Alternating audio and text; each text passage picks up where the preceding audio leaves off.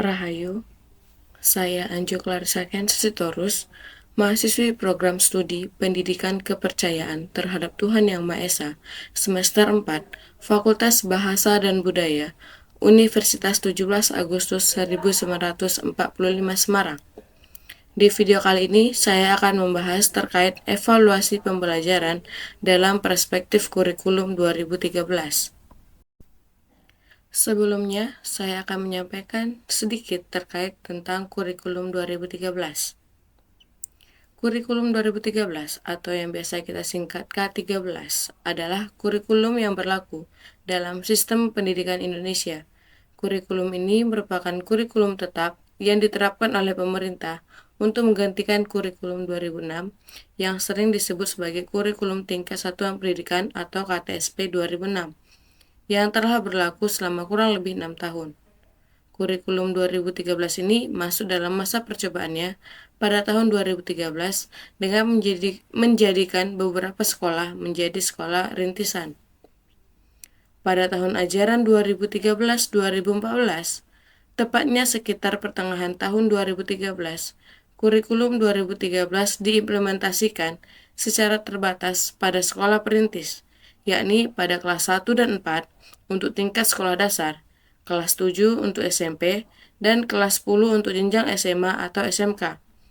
Sedangkan pada tahun 2014, kurikulum 2013 sudah diterapkan di kelas 1, 2, 4, dan 5, sedangkan untuk SMP, kelas 7 dan 8, dan SMA kelas 10 dan kelas 11.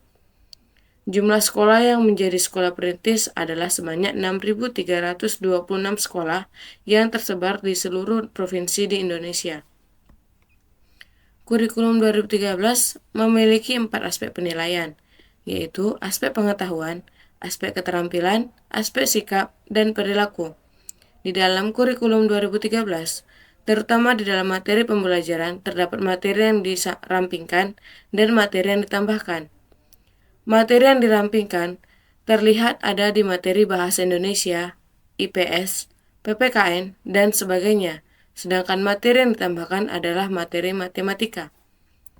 Berdasarkan peraturan Menteri Pendidikan dan Kebudayaan Anies Baswedan nomor 60 tahun 2014 pada tanggal 11 Desember 2014, pelaksanaan kurikulum 2013 dihentikan dan sekolah-sekolah untuk sementara kembali menggunakan KTSP 2006 kecuali bagi satuan pendidikan dasar dan menengah yang sudah melaksanakannya selama 3 semester. Kurikulum 2013 diberlakukan kembali secara efektif secara nasional pada tahun ajaran 2018-2019. Baiklah, kita akan masuk kepada pembahasan pada video kali ini. Yang pertama ada pendekatan penilaian, yang kedua ada ruang lingkup, teknik dan instrumen penilaian, yang ketiga ada mekanisme dan prosedur penilaian, yang keempat pelaksanaan dan pelaporan penilaian, yang kelima karakteristik penilaian, yang keenam implementasi K13, yang ketujuh kendala dan masalah yang dihadapi, yang kedelapan solusi dan penyelesaian masalah. Kita akan memasuki pembahasan yang pertama. Materi pertama yaitu pendekatan penilaian. Pendekatan penilaian yang digunakan adalah yang pertama, penilaian acuan patokan atau yang disingkat PAP. Semua kompetensi perlu dinilai dengan menggunakan acuan patokan berdasarkan pada indikator hasil belajar. Sekolah menetapkan acuan patokan sesuai dengan kondisi dan kebutuhan sekolah. Yang kedua, penilaian acuan kriteria atau PAK. Merupakan penilaian pencapaian kompetensi yang didasarkan pada kriteria ketuntasan minimal atau KKM. KKM merupakan kriteria ketuntasan belajar minimal yang ditentukan oleh satuan pendidikan dengan mempertimbangkan karakteristik kompetensi dasar yang dicapai, daya dukung, dan karakteristik peserta didik. Yang pertama yaitu untuk KD pada KI 1 dan KI 2, ketuntasan seorang peserta didik dilakukan dengan memperhatikan aspek sikap pada KI 1 dan KI 2. Untuk seluruh mata pelajaran, yakni jika profil sikap peserta didik secara umum berada pada kategori baik, menurut standar yang ditetapkan satuan pendidikan yang bersangkutan. Yang kedua, untuk KD pada KI 3 dan KI 14. Seorang peserta didik dinyatakan sudah tuntas belajar untuk menguasai KD yang dipelajarinya apabila menunjukkan indikator nilai lebih atau sama dengan 2,66 dari hasil tes formatif. Kita masuk kepada materi yang kedua, yaitu ruang lingkup, teknik, dan instrumen penilaian. Yang pertama, ruang lingkup penilaian. Cakupan penilaian dalam kurikulum 2013 meliputi KI 1, kompetensi inti sikap spiritual, KI 2, kompetensi inti sikap sosial, KI 3, kompetensi inti pengetahuan, KI 4, kompetensi inti keterampilan. Penilaian hasil belajar peserta didik mencakup kompetensi sikap, pengetahuan, dan keterampilan yang dilakukan secara berimbang sehingga dapat digunakan untuk menentukan posisi relatif setiap peserta didik terhadap standar yang telah ditetapkan. Cakupan penilaian merujuk pada ruang lingkup materi, kompetensi, mata pelajaran, atau kompetensi muatan, atau kompetensi program dan proses. Yang kedua, yaitu teknik dan instrumen penilaian. Teknik dan instrumen yang digunakan untuk penilaian kompetensi sikap, pengetahuan, dan keterampilan adalah sebagai berikut, yaitu yang pertama, penilaian kompetensi sikap. Pendidik melakukan penilaian kompetensi sikap melalui observasi, penilaian diri, penilaian teman sejawat atau peer evaluation oleh peserta didik dan jurnal. Instrumen yang digunakan untuk observasi, penilaian diri, dan penilaian antar peserta didik adalah daftar cek atau skala penilaian yang disertai rubrik, sedangkan pada jurnal berupa catatan pendidik. 1. Observasi merupakan teknik penilaian yang dilakukan secara berkesinambungan dengan menggunakan indera baik secara langsung maupun tidak langsung dengan menggunakan pedoman observasi yang berisi sejumlah indikator perilaku yang diamati. Yang kedua, penilaian diri merupakan teknik penilaian dengan cara meminta peserta didik untuk mengemukakan kelebihan dan kekurangan dirinya dalam konteks pencapaian kompetensi. Instrumen yang digunakan berupa lembar penilaian diri. Yang ketiga, penilaian antar peserta didik merupakan teknik penilaian dengan cara meminta peserta didik untuk saling menilai terkait dengan pencapaian kompetensi. Instrumen yang digunakan berupa lembar penilaian antar peserta didik. Yang terakhir yaitu jurnal merupakan catatan pendidik di dalam dan di luar kelas yang berisi informasi hasil pengamatan tentang kekuatan dan kelemahan peserta didik yang berkaitan dengan sikap dan perilaku. Penilaian kompetensi selanjutnya adalah penilaian kompetensi pengetahuan. Pendidik menilai kompetensi pengetahuan melalui tes tulis, tes lisan, dan penugasan. Seperti instrumen tes tulis berupa soal pilihan ganda, isian, jawaban singkat, benar salah, menjodohkan, dan uraian. Instrumen uraian dilengkapi pedoman penskoran. Yang instrumen tes selanjutnya ada instrumen tes lisan berupa daftar pertanyaan, dan selanjutnya ada instrumen penugasan berupa pekerjaan rumah atau proyek yang dikerjakan secara individu atau kelompok sesuai dengan karakteristik tugas. Penilaian kompetensi selanjutnya adalah penilaian kompetensi keterampilan. Pendidik menilai kompetensi keterampilan melalui penilaian kinerja, yaitu penilaian yang menuntut peserta didik mendemonstrasikan suatu kompetensi tertentu dengan menggunakan tes praktik, proyek, dan penilaian portofolio. Instrumen yang digunakan berupa daftar cek atau skala penilaian yang dilengkapi oleh rubrik. Tes-tes yang digunakan bisa berupa tes praktik yang penilaiannya menuntut respon berupa keterampilan melakukan suatu aktivitas atau perilaku sesuai dengan tuntutan kompetensi. Selanjutnya ada proyek dengan tugas-tugas belajar yang meliputi kegiatan perancangan, pelaksanaan, dan pelaporan secara tertulis maupun lisan dalam waktu tertentu. Selanjutnya ada penilaian portofolio yaitu penilaian yang dilakukan dengan cara menilai kumpulan seluruh karya peserta didik dalam bidang tertentu yang bersifat reflektif dan integratif untuk mengetahui minat dan perkembangan prestasi dan atau kreativitas peserta didik dalam kurun waktu tertentu. Karya tersebut dapat berbentuk tindakan nyata yang mencerminkan kepedulian peserta didik terhadap lingkungannya. Instrumen penilaian harus memenuhi syarat substansi yang mempresentasikan kompetensi yang dinilai, konstruksi yang memenuhi persyaratan teknis sesuai dengan bentuk instrumen yang digunakan, dan penggunaan bahasa yang baik dan benar secara komunikatif sesuai dengan tingkatan perkembangan peserta didik. Materi selanjutnya, mekanisme dan prosedur penilaian. Yang pertama, penilaian hasil belajar pada jenjang pendidikan dasar dan menengah dilakukan oleh pendidik, satuan pendidikan, pemerintah, atau lembaga mandiri. Yang kedua, penilaian hasil belajar dilakukan dalam bentuk penilaian otentik yang dilakukan oleh guru secara berkelanjutan. Kemudian, penilaian diri dilakukan oleh peserta didik untuk tiap kali sebelum ulangan harian. Selanjutnya, penilaian proyek dilakukan oleh pendidik untuk tiap akhir bab atau tema pelajaran. Kemudian ada ulangan harian dilakukan oleh pendidik terintegrasi dengan proses pembelajaran dalam bentuk ulangan atau penugasan. Selanjutnya adalah ulangan tengah semester dan ulangan akhir semester yang dilakukan oleh pendidik di bawah koordinasi satuan pendidikan. Yang kemudian ada ujian tingkat kompetensi dilakukan oleh satuan pendidikan pada akhir kelas 2 atau tingkat 1, kelas 4 atau tingkat 2, kelas 8 atau tingkat 4, dan kelas 11 tingkat 5 dengan menggunakan kisi-kisi yang disusun oleh pemerintah.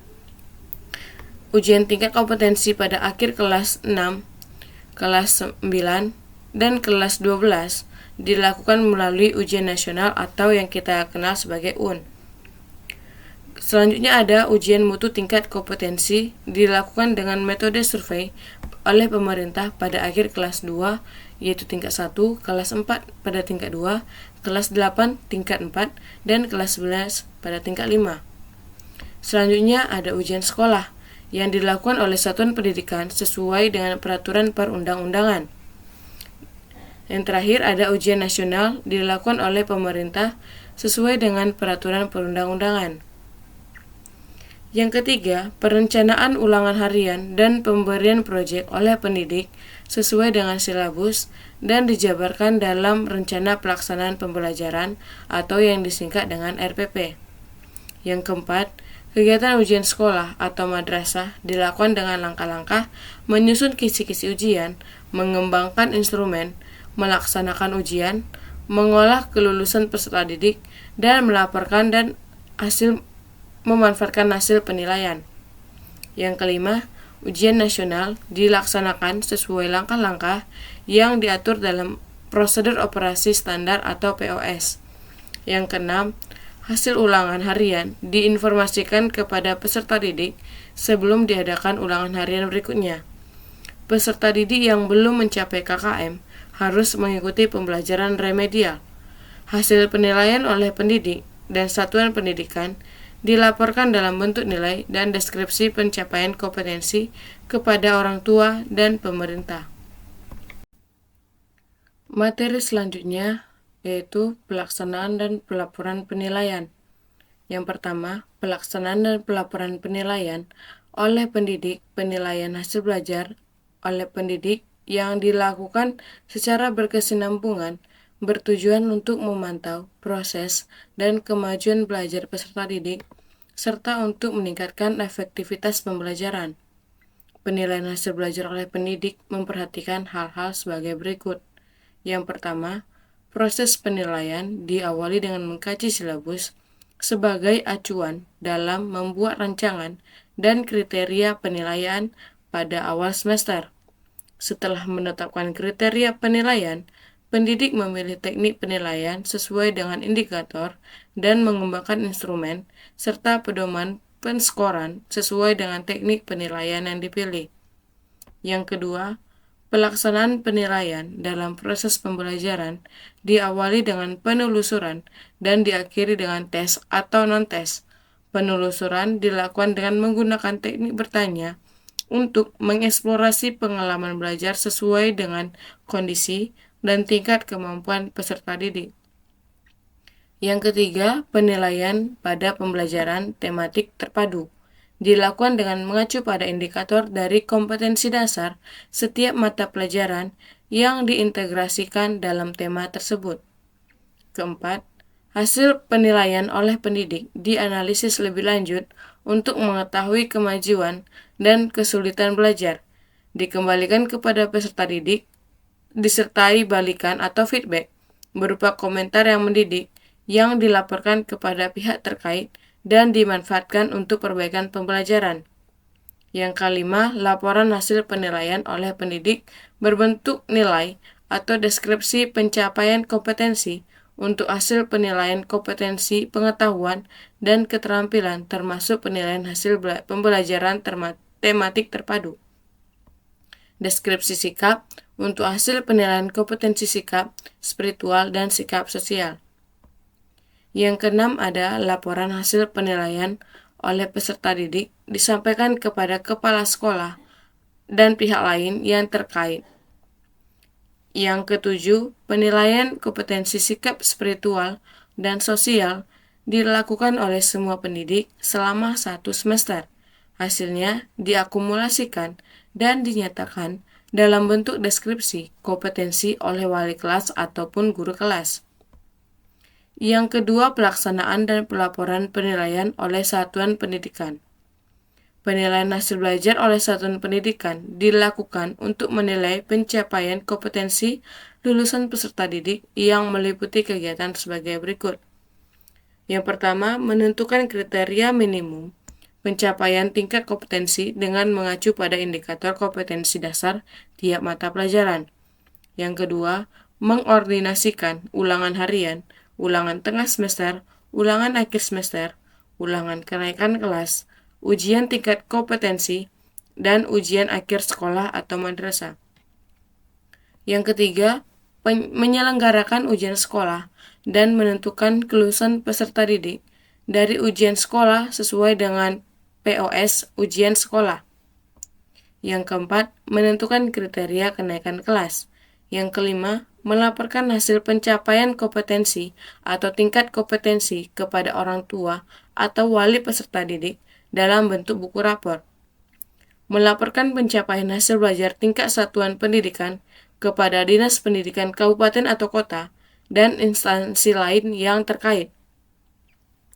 Yang ketujuh, melaporkan hasil ujian tingkat kompetensi kepada orang tua atau wali peserta didik dan Dinas Pendidikan.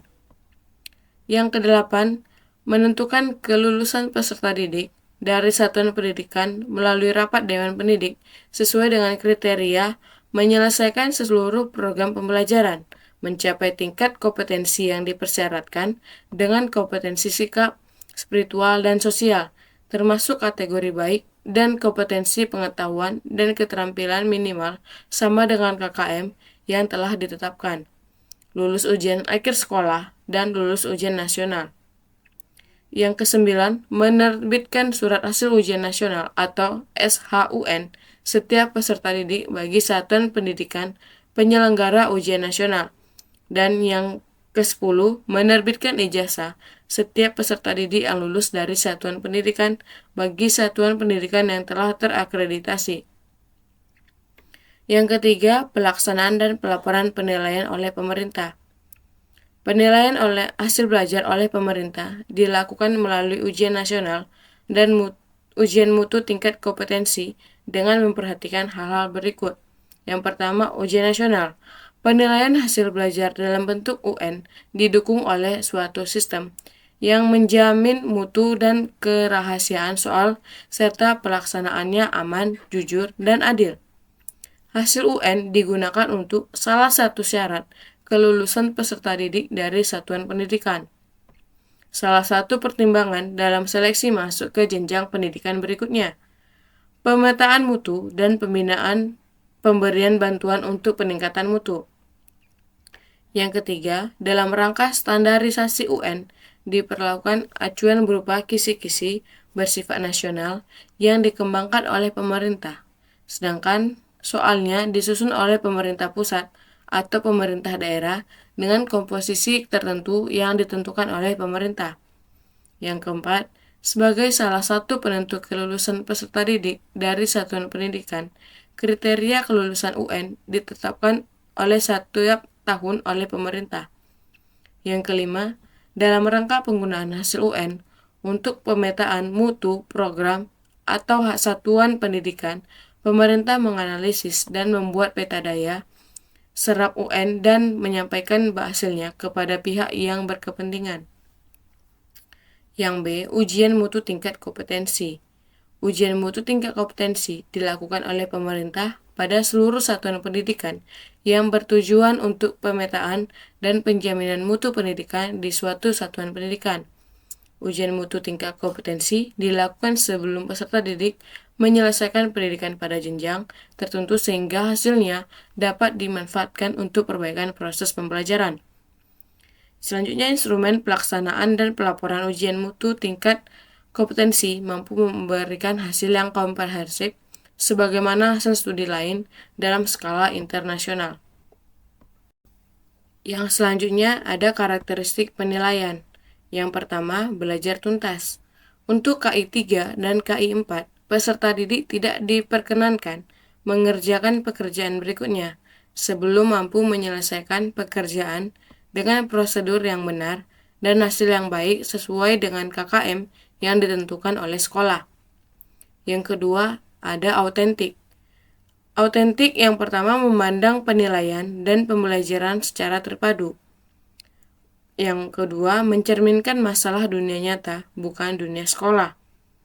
Yang ketiga, menggunakan berbagai cara dan kriteria holistik atau kompetensi utuh untuk merefleksikan pengetahuan, keterampilan, dan sikap.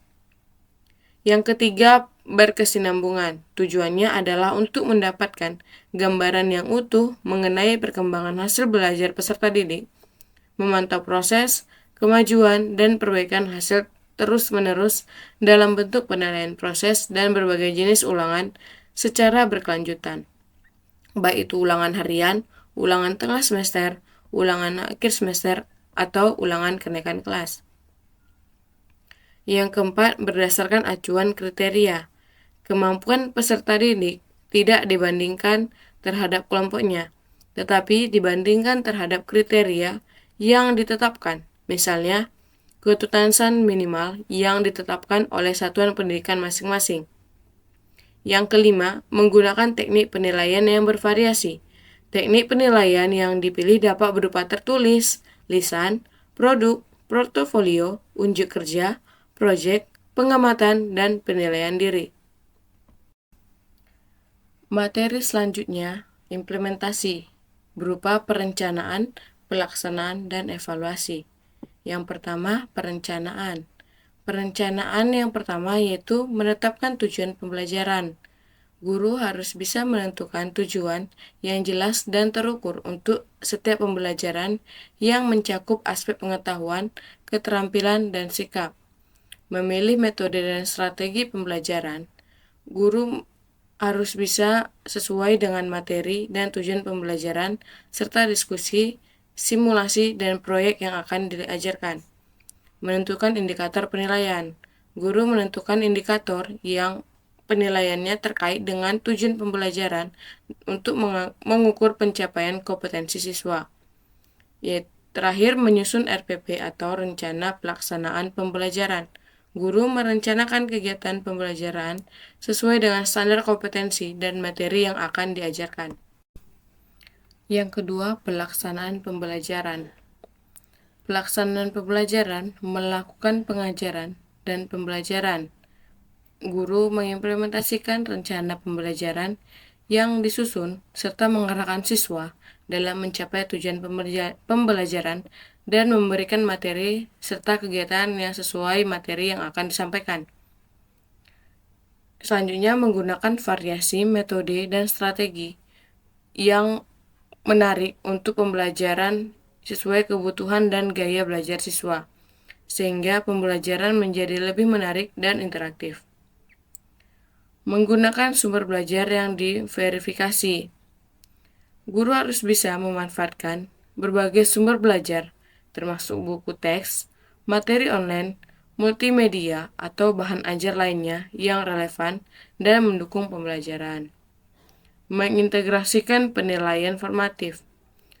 Guru harus bisa melibatkan penilaian formatif dalam pembelajaran dengan memberikan umpan balik kepada siswa, memantau kemajuan mereka, dan memberikan kesempatan perbaikan. Yang ketiga, evaluasi pembelajaran. Melakukan penilaian sumatif, guru melaksanakan penilaian pada akhir periode tertentu dengan menggunakan instrumen penilaian yang telah ditentukan seperti tes tertulis, penilaian proyek, dan observasi. Menganalisis data penilaian, guru menganalisis hasil penilaian siswa untuk mengidentifikasi pencapaian kompetensi, kekuatan, dan kelemahan siswa dalam pembelajaran. Memberikan umpan balik kepada siswa, guru yang memberikan umpan balik yang konstruktif kepada siswa mengenai hasil penilaian mereka, serta memberikan saran, perbaikan, dan pengembangan yang diperlukan.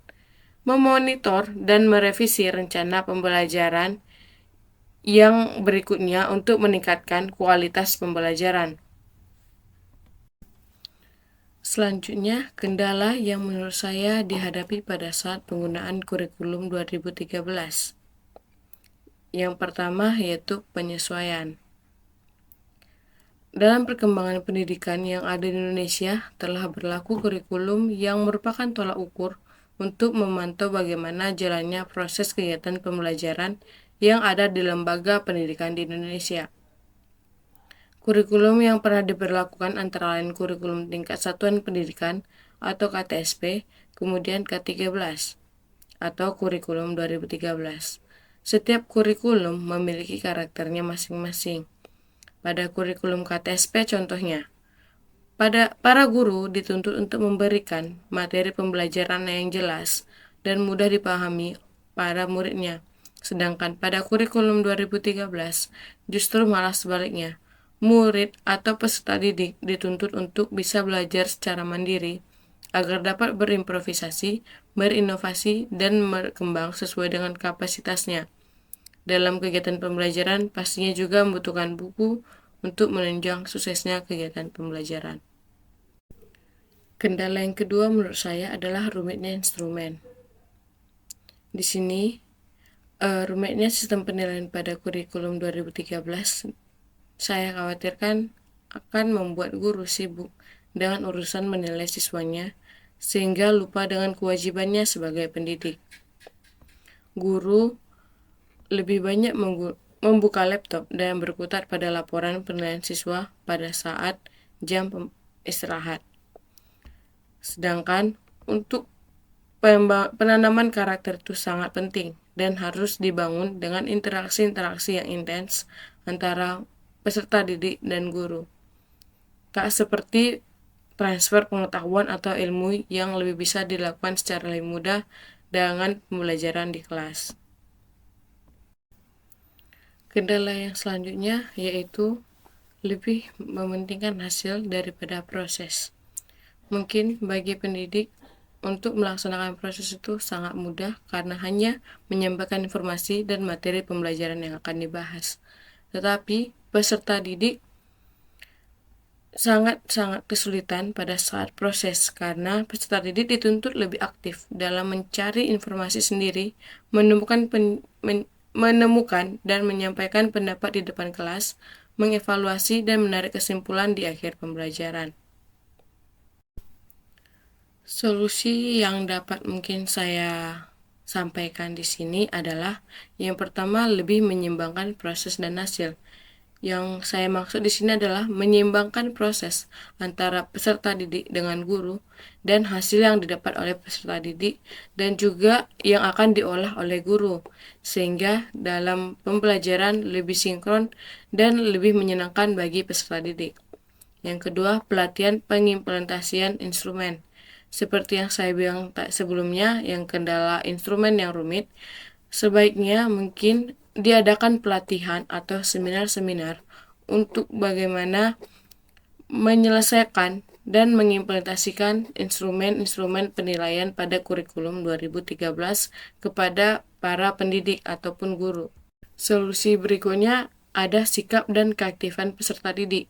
Yang saya maksud di sini adalah guru dapat menyikapi dan melihat sikap dan keaktifan peserta didik serta memberikan feedback yang baik kepada peserta didik ketika peserta didiknya merasa kesulitan dalam pembelajaran yang sedang berlangsung. Itu dia sedikit materi tentang evaluasi pembelajaran perspektif kurikulum 2013 yang dapat saya sampaikan. Mungkin kurang lebih saya pasti ada kesalahan atau kekurangan dalam penyampaian materi. Di sini saya juga sedang belajar menggeluti perkuliahan di program studi pendidikan kepercayaan terhadap Tuhan Yang Maha Esa. Mohon maaf jika saya ada salah. Saya Anju Clarissa Cancer Sitorus undur diri. Terima kasih. Rahayu.